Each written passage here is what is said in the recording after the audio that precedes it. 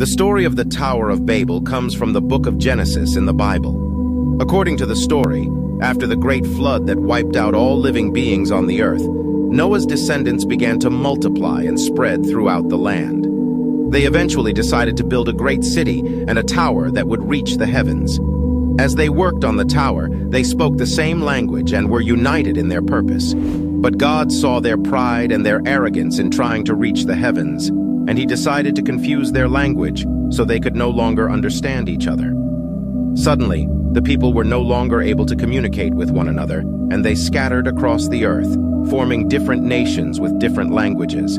The tower was left unfinished, and the city was named Babel, which means confusion.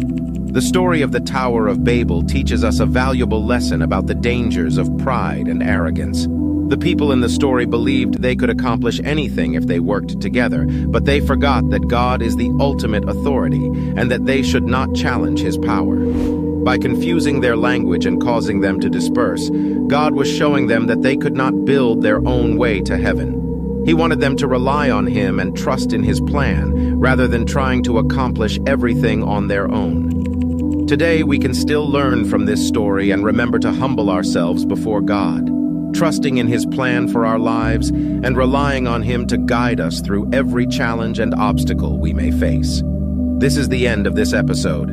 Subscribe for more content.